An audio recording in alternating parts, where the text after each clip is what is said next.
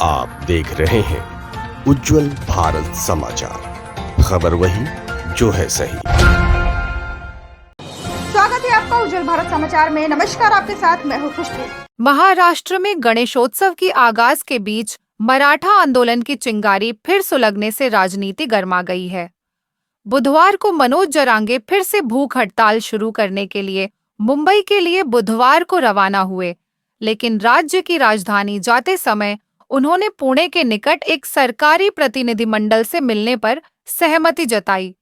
जरांगे ने घोषणा की है कि वह 29 अगस्त से मुंबई के आजाद मैदान में अनिश्चितकालीन अनशन बैठेंगे, लेकिन पुलिस ने उन्हें वहां केवल एक दिन के लिए आंदोलन करने की अनुमति दी है, जिसमें प्रदर्शनकारियों की संख्या 5000 से अधिक नहीं होगी। राज्य की राजधानी से 400 किलोमीटर दूर जालना जिले में अपने गांव अंतरवाली सराटी में पत्रकारों से बात करते हुए जरांगे ने आश्वासन दिया कि उनके समर्थक शांतिपूर्ण तरीके से विरोध प्रदर्शन करेंगे और गणेश उत्सव में बाधा नहीं डालेंगे। इस बीच शिवसेना के कोट से गृह राज्य मंत्री योगेश कदम और शिक्षा मंत्री दादा भूसे ने जरांगे से अपील की है। जरांगे का ऐलान, कमरे में नहीं बैठूंगा। जरांगे मराठा समुदाय को कुणबी जाति, अन्य पिछड़ा वर्ग में शामिल एक जाति के रूप में मान्यता दिलाने की मांग को लेकर आंदोलनरत है, ताकि उन्हें शिक्षा और सरकारी नौकरियों में आरक्षण मिल सके। मराठा आरक्षण कार्यकर्ता ने संवाददाताओं को बताया कि उन्हें कैबिनेट उप समिति के प्रमुख और राज्य के मंत्री राधा कृष्ण विखे पाटिल का फोन आया था, जिसमें उन्हें बताया गया कि सरकार की एक टीम चर्चा के लिए पुणे जिले के शिवनेरी पहुंचेगी।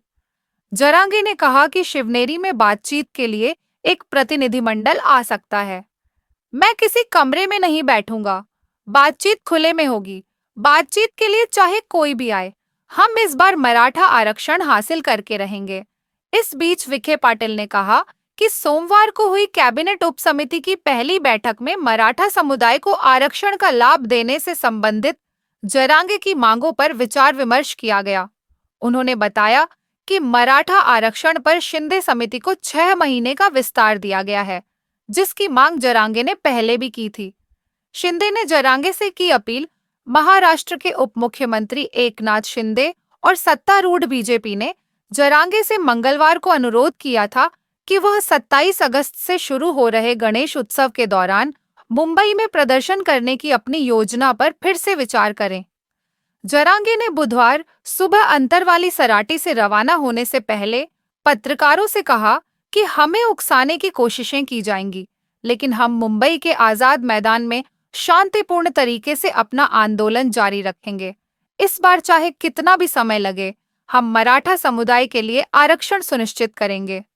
मुंबई रवाना होने से पहले जरांगे ने अपने समर्थकों को संबोधित किया और मुख्यमंत्री देवेंद्र फडणवीस पर निशाना साधते हुए उन पर हिंदू विरोधी और मराठा विरोधी होने का आरोप लगाया।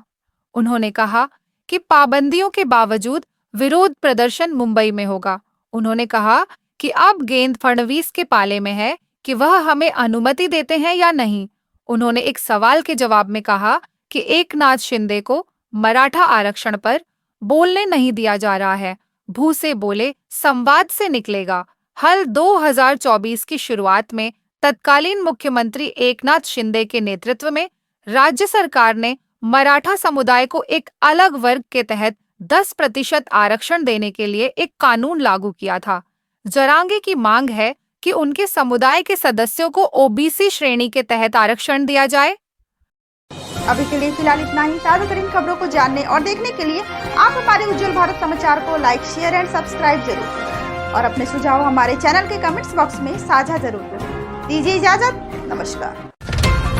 आप देख रहे हैं उज्जवल भारत समाचार, खबर वही जो है सही।